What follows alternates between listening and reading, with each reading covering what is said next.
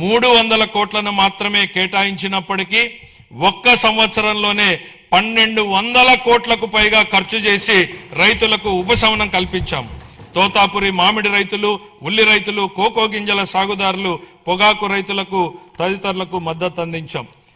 ఈ 26-27 ఆర్థిక సంవత్సరానికి గాను ధరల స్థిరీకరణ నిధికి 500 కోట్ల రూపాయలను కేటాయింపును ప్రతిపాదిస్తున్నాను. సహకార రంగం పదవి బాధ్యతలు స్వీకరించినప్పటి నుంచి సహకార రంగాన్ని పునరుద్ధరించేందుకు మా ప్రభుత్వం కట్టుబడి పనిచేస్తోంది.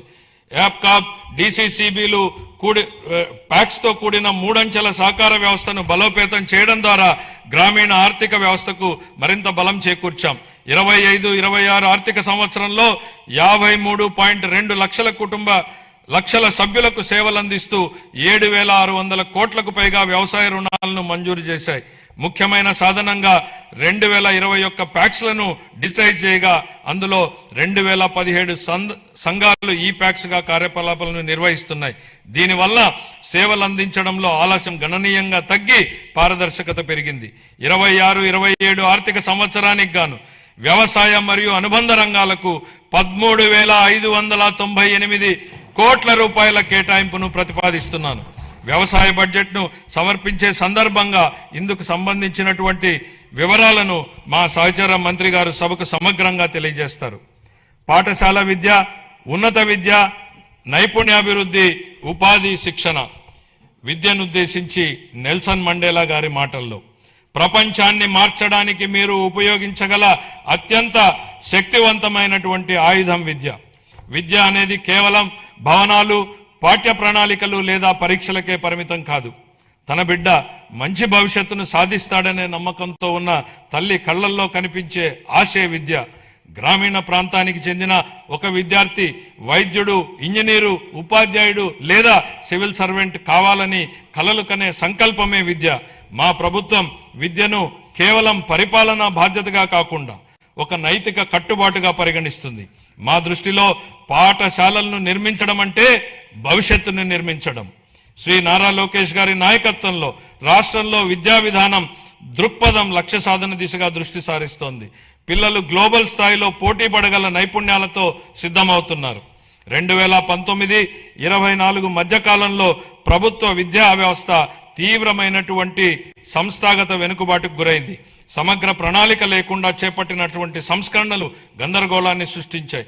తొందరపాటు నిర్ణయంతో 1000 పాఠశాలను సిబిఎస్ఈ విధానానికి మార్చడం వల్ల సుమారు 90% మంది విద్యార్థులు ఉత్తీర్ణత కాలేకపోయారు. ఉపాధ్యాయుల సన్నద్ధత లేకపోవడంతో టోఫెల్ కార్యక్రమం విఫలమైంది. అమలు సాధ్యాసాధ్యాలు పరిగణలోకి తీసుకోకుండా నాడు ప్రతిపాదించిన ఐబీ పాఠ్య ప్రణాళికలపై ప్రజాధనం వృధా అయింది. నాడు నేడు కార్యక్రమంలో పరిపాలనా వైఫల్యం కారణంగా 7,876 కోట్ల విలువైన మౌలిక సదుపాయాల పనులు అసంపూర్తిగా మిగిలిపోయాయి. జూన్ 24 నుండి మా ప్రభుత్వం విద్యారంగంలో సమగ్ర ఫలితాలపై దృష్టి కేంద్రీకరించిన సంస్కరణలను ప్రారంభించింది. తల్లికి వందనం, మనబడి మన భవిష్యత్తు, డొక్కా సీతమ్మ మధ్యాహ్న భోజన పథకం, పారిశుద్ధ్యం మరియు నిర్వహణ విధులు, పాఠ్య ప్రణాళిక మార్పులు, డిజిటల్ లెర్నింగ్, ఉపాధ్యాయుల సామర్థ్య వృద్ధి, పరిపాలన పునర్వ్యవస్థీకరణ వంటి ప్రధాన కార్యక్రమాల ద్వారా అభ్యసన సామర్థ్యాలను, ఫలితాలను మరియు గ్లోబల్ పోటీతత్వాన్ని మెరుగుపరచడంపై దృష్టి సారించాం. లెర్నింగ్ ఎక్సలెన్స్ ఇన్ ఆంధ్రప్రదేశ్ కింద KG to PG విద్యా సంస్కరణ నమూనాను ప్రారంభించాం. సూపర్ 6 కార్యక్రమంలో భాగంగా 25-26లో ప్రవేశపెట్టిన తల్లికి వందనం పథకం క్రింద ప్రతి విద్యార్థికి సంవత్సరానికి 15,000 రూపాయల చొప్పున అందజేసి 67.27 లక్షల మంది విద్యార్థులకు లాభం చేకూర్చడం జరిగింది. పరిపాలనా పారదర్శకతను, మెగా పేరెంట్ టీచర్ సమావేశాలు, పాఠశాల స్టార్ రేటింగ్ వ్యవస్థ, సమాజ భాగస్వామ్యం ద్వారా బలోపేతం చేశాం. అనేక సంవత్సరాలుగా వేలాది ఉపాధ్యాయ పోస్టులు ఖాళీగా ఉండేవి. మెగా డిఎస్సి 25 ద్వారా నోటిఫై చేసిన 16,347 పోస్టుల్లో 15,941 ఉపాధ్యాయ పోస్టులను విజయవంతంగా భర్తీ చేశాం. ఉపాధి, గౌరవం మరియు అవకాశాలను సృష్టించినప్పుడే వృద్ధికి అర్థం ఉంటుంది. భవిష్యత్ ఉపాధి అవసరాలకు అనుగుణంగా సమగ్ర నైపుణ్యాభివృద్ధి వ్యవస్థను రూపొందిస్తున్నాం. విద్యా పరిశ్రమలు మరియు అభివృద్ధి చెందుతున్న సాంకేతిక రంగాల మధ్య సమన్వయంపై దృష్టి సారించాం. ప్రత్యక్ష అనుభవాన్ని కల్పించేందుకు అన్ని ప్రభుత్వ ఐటీఐలు 167 పరిశ్రమల భాగస్వామ్యంతో అవగాహన ఒప్పందాలు కుదుర్చుకున్నాయి. ఈ ఆర్థిక సంవత్సరంలో 9188 మంది శిక్షణార్థులు పరిశ్రమల్లో ప్రత్యక్ష శిక్షణ పొందగా ప్రభుత్వ ఐటీఐ విద్యార్థుల్లో 98% మందికి నియామకాలు లేదా అప్రెంటిస్ అవకాశాలు పొందారు.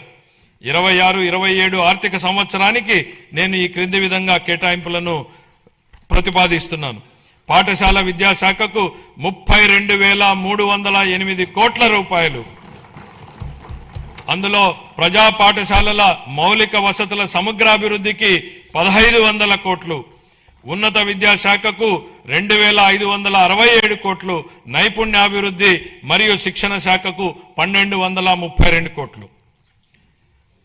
పంచాయతీరాజ్ మరియు గ్రామీణాభివృద్ధి గౌరవ ఉప ముఖ్యమంత్రి శ్రీ కె పవన్ కళ్యాణ్ గారి నాయకత్వంలో ఆంధ్రప్రదేశ్ గ్రామీణ ముఖ చిత్రం రూపాంతరం చెందుతోంది. 25-26 ఆర్థిక సంవత్సరంలో 3.44 లక్షల మంది ఎన్నికైన ప్రజాప్రతినిధులు మరియు కార్యనిర్వాహకులకు శిక్షణ ఇవ్వడం ద్వారా ఆంధ్రప్రదేశ్ దేశవ్యాప్తంగా ప్రథమ స్థానాన్ని సాధించింది. ఆగస్టు 15, 2019 నుండి 24-25 వరకు అమల్లో ఉన్న జల్ జీవన్ మిషన్ కింద గత ప్రభుత్వం మొత్తం 26,824 కోట్ల రూపాయల ప్రాజెక్టు వ్యయంలో కేంద్ర భాగస్వామ్యం లభించిన నిధుల్లో కేవలం 2,255 కోట్లను మాత్రమే వినియోగించింది. 23-24లో కేంద్రం నుండి అతి తక్కువ కేటాయింపులు వచ్చినప్పటికీ ఛత్తీస్గఢ్, జార్ఖండ్, గుజరాత్, ఒడిశా వంటి రాష్ట్రాలు ఆంధ్రప్రదేశ్ కంటే ఎక్కువగా ఖర్చు చేశాయి. మా ప్రభుత్వం ఈ పథకాన్ని పునరుద్ధరించేందుకు ముందడుగు వేసింది. మా విజ్ఞప్తిని స్వీకరించి పథకం గడువుని 28 వరకు పొడిగించిన భారత ప్రభుత్వానికి మా కృతజ్ఞతలు. దీర్ఘకాలిక స్థిరత్వ సమస్యలను పరిష్కరించడంతో పాటు 100% కవరేజీని సాధించేందుకు ఉపరితల జల ఆధారిత మల్టీ విలేజ్ స్కీమ్స్ ద్వారా ఈ కార్యక్రమాన్ని పునర్వ్యవస్థీకరించాము. ప్రతి వ్యక్తికి 55 లీటర్ల తాగునీటి సరఫరాను చేసే విధంగా దిశగా